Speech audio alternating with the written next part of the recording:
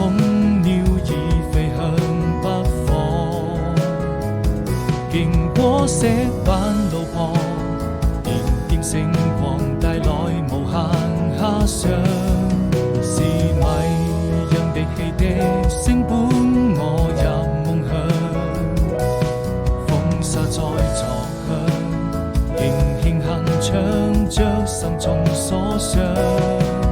快坐上那艘船就要去遠航，太漫長，藍天也變得飄揚，草地上幾片落葉隨風飄蕩，彷彿你眼裏再沒有了淚光，